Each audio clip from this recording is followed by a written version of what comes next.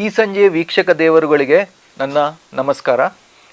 ನೀವು ಯಾವುದೇ ಒಂದು ಇನ್ವೆಸ್ಟ್ಮೆಂಟ್ ಮಾಡೋ ಮುಂಚೆ ನೀವು ಯಾರಿಗಾದರೂ ಕೇಳಿದ್ರೆ ಇನ್ವೆಸ್ಟ್ಮೆಂಟ್ ಎಲ್ಲಿ ಮಾಡಬೇಕು ಅಂತ ಕೇಳಿದ್ರೆ ಅವ್ರು ಹೇಳ್ತಾರೆ ನಿಮಗೆ ಈ ಆ್ಯಪಿಗೆ ಹೋಗಿ, ಈ ವೆಬ್ಸೈಟಿಗೆ ಹೋಗಿ, ಈ ಬ್ಯಾಂಕಿಗೆ ಹೋಗಿ, ಇವ್ರ ಹತ್ರ ಮಾತಾಡಿ, ಅವ್ರ ಹತ್ರ ಮಾತಾಡಿ ಅಂಥೇಳಿ.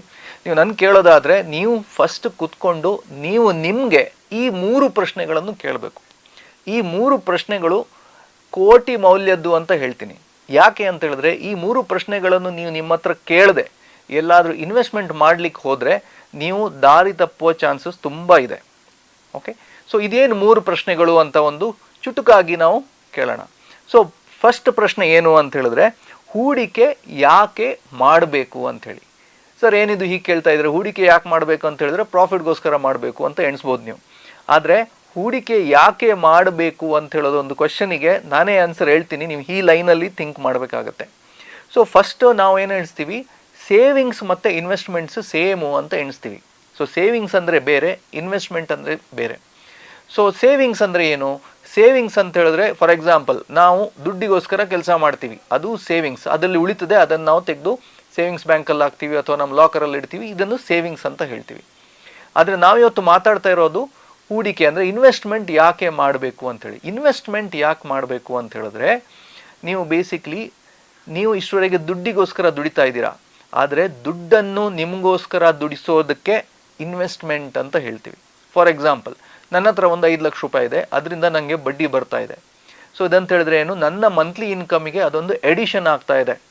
ಸೊ ಹೀಗಿರಬೇಕಾದ್ರೆ ನಾನು ಏನು ಮಾಡಿದ್ದೀನಿ, ನಾನು ಆ ಒಂದು 5 ಲಕ್ಷವನ್ನು ಬ್ಯಾಂಕಲ್ಲಿಟ್ಟು ಅಥವಾ ಇನ್ನೊಂದು ಯಾವುದೋ ಇನ್ವೆಸ್ಟ್ಮೆಂಟಲ್ಲಿ ಇಟ್ಟು ನನಗೆ ನನ್ನ ಎಡಿಷನಲ್ ಇನ್ಕಮ್ ಬರುವಂಗೆ ಮಾಡಿದ್ದೀನಿ. ಸೊ ನನ್ನ ದುಡ್ಡು ನನಗೋಸ್ಕರ ದುಡಿತಾ ಇದೆ.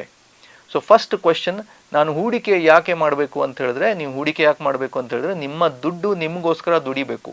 ನೀವೇ ಎಷ್ಟು ಒಬ್ಬರೇ ದುಡಿತೀರಾ, ನಿಮ್ಮ ದುಡ್ಡು ನಿಮಗೋಸ್ಕರ ದುಡಿಬೇಕು.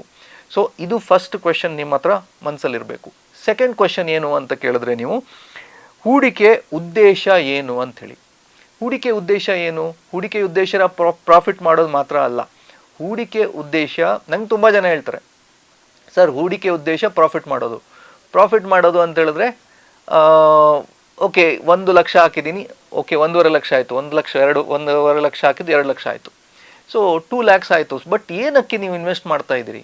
ಸೊ ನೀವೊಂದು ಡೀಪಾಗಿ ನಿಮ್ಮ ಹತ್ರ ಕ್ವಶನ್ಸ್ ಕೇಳ್ಕೊಂಡ್ರೆ ಇದರ ಅರ್ಥ ಏನು ಅಂತ ಹೇಳಿದ್ರೆ ನಿಮಗೆ ಗೊತ್ತಾಗುತ್ತೆ. ನೀವು ಹೂಡಿಕೆ ಮಾಡ್ತಾ ಇರೋದು ಫಾರ್ ಎಕ್ಸಾಂಪಲ್ ಕೆಲವರಿಗೆ ಅವರ ಮಕ್ಕಳ ಎಜುಕೇಷನ್ಗೋಸ್ಕರ, ಕೆಲವರಿಗೆ ಮನೆ ಕಟ್ಟಲಿಕ್ಕೋಸ್ಕರ, ಕೆಲವರಿಗೆ ರಿಟೈರ್ಮೆಂಟ್ಗೋಸ್ಕರ. ಸೊ ಇದು ಇನ್ವೆಸ್ಟ್ಮೆಂಟ್ ಗೋಲ್ ಅಂತ ಹೇಳ್ತೀವಿ. ಈ ಗೋಲ್ ಇಂಪಾರ್ಟೆಂಟ್ ಆಗಿರಬೇಕು. 3ನೇ ಪ್ರಶ್ನೆ ಏನು ಅಂತ ಹೇಳಿದ್ರೆ, ನಿಮ್ಮ ಹೂಡಿಕೆ ಎಷ್ಟು ಟೈಮ್ ಪೀರಿಯಡ್, ಎಷ್ಟು ತಿಂಗಳದ್ದು, ದಿನದ್ದು ಅಥವಾ ವರ್ಷದ್ದಾಗಿರುತ್ತೆ ಅಂಥೇಳಿ. ಸೊ ಶಾರ್ಟ್ ಟರ್ಮ್ ಏನಿರುತ್ತೆ ಅದನ್ನೆಲ್ಲ ನಾವು ಸೇಫ್ ಆಗಿರೋ ಇನ್ವೆಸ್ಟ್ಮೆಂಟ್ ಎಲ್ಲ ಹಾಕಬೇಕು.